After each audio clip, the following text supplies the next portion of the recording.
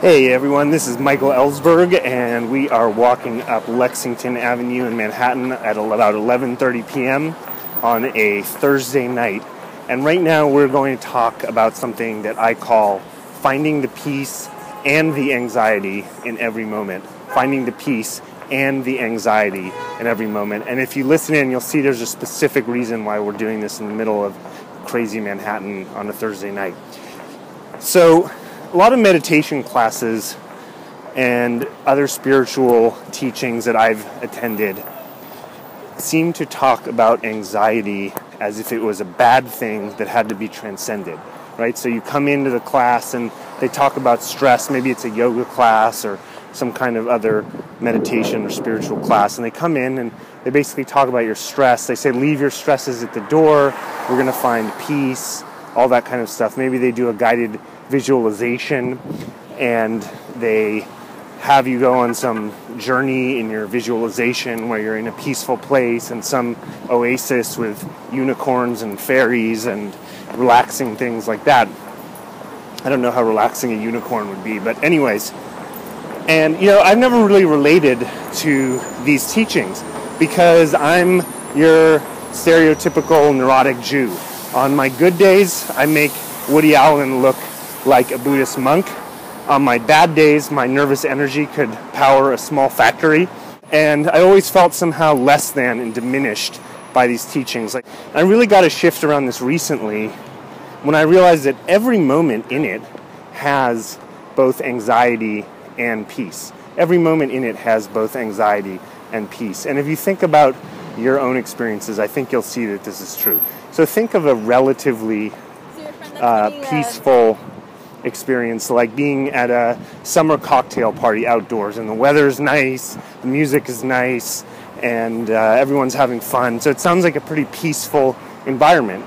And yet, there's always going to be a layer of anxiety underneath that. There's always going to be some social jockeying around, various kinds of status games that are being played, who's attracted to whom, who isn't attracted, who's jealous, who's envious, who's gossiping, right? Have you ever been to a cocktail party that didn't have those things happening? So there's always a layer, and the there's the Empire State Building, by the way. So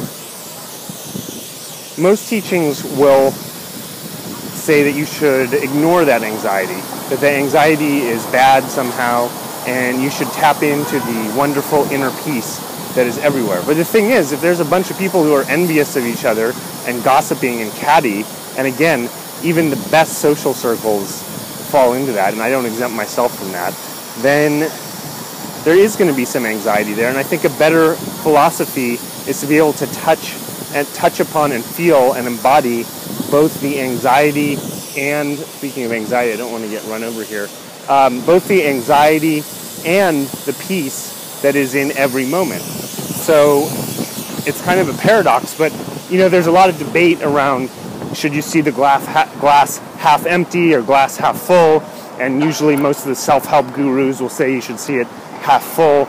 But here's the thing, think about it. The glass is literally both half empty and half full at the same time. So why do our spiritual philosophies have to deny that it's also half empty? Why does spirituality so often get associated with kind of woo-woo, naive optimism that is not seeing the dark side of things too? I've never felt really drawn to that kind of spirituality. In fact, I've felt kind of alienated, and it feels sort of fake to me. But on the other hand, I'm clearly not let's let that garbage truck go by.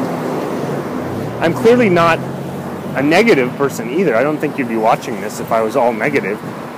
So there is some aspect where you can tap into the glass half empty and the glass half full at the same time. Let's just take this moment right now, walking up Lexington Avenue. There's a lot of things you could think about that are obviously anxiety-provoking here. I could get run over any moment. There's lots of loud noises, lots of people. Are there any pickpockets around going for my pockets? And most Manhattanites and New Yorkers are very in touch every day, every minute with the anxieties. But there's also a lot of peace in this moment. It's a beautiful night. It's There's the excitement of being in the city. There's an aliveness. And then we can branch it out multiple layers. I mean, think of all the negative and the positive that is associated with a city. The positive is pretty obvious. The arts, there's so many alive, vibrant people. There's so much creativity. There's so much innovation. This is where things are happening.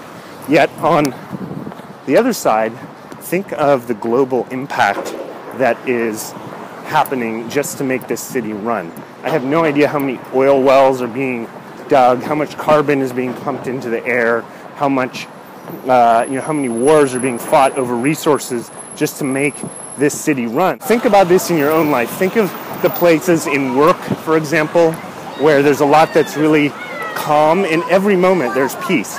If there's not any peace around you in the environment, I'm sure you can find it if you look for it, if you look inside people for it around you. But if you really, really can't find it, then at least there's got to be some peace in the moment, because you're there and you have peace inside you and you know how to generate peace wherever you go. But as I said, that's not the whole story. There's both sides of it. So feel both sides of that. See if you can hold that paradox, as my teacher Brian Franklin says, hold the paradox, hold both sides of the coin. A coin has both sides. A cup is both half empty and half full. Feel both of those moments, and you may just find a more even keel. I want to say one more point about this, and that is once you start adopting this philosophy, there's more of a continuum from your day-to-day experience. So when you have it that anxiety and peace are totally separate, you tend to go in a lot of mood swings. Either you're having a good day or a bad day, a good moment or a bad moment. And I used to get into that a lot. I actually used to be quite extreme in that and was bipolar. And I wrote about that in Forbes. If you Google my name and the word bipolar, you should be able to find that article. And I'm not going to say this necessarily fixed that. There was a lot of stuff that went into me getting out of that stage of my life. But not holding it that there is such a dichotomy between peace and anxiety, that they're both in the same moment, and that you can feel both of them at the same time, means that in any moment it's not that different from another one. One might have more anxiety, one might have more peace, but they're both part of the same spectrum, instead of being these two separate things where either you're totally happy or you're totally upset. There's always a bit of both in any of them. And really, everything I've just said is summarized by the yin-yang symbol. I'm sure you've seen the yin-yang symbol from Taoism, where there's two swirls, and each, the black and the white, has a little dot of the other inside of it, signifying that there's always a bit of the one inside the other. Now I'm in Bryant Park, which is really beautiful, at 11:30 p.m. on a Thursday night.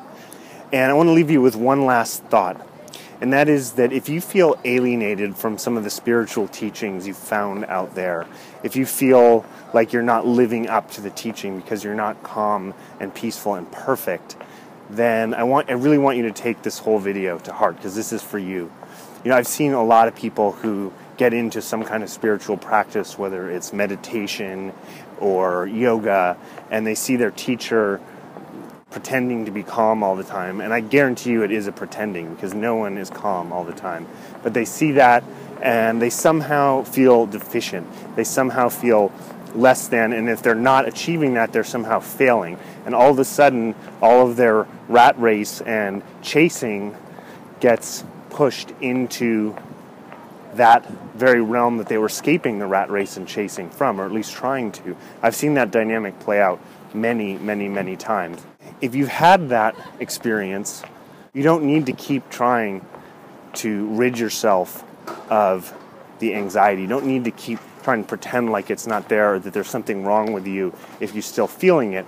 Rather, what you can do is just tap into the natural peace and anxiety that is present in every moment.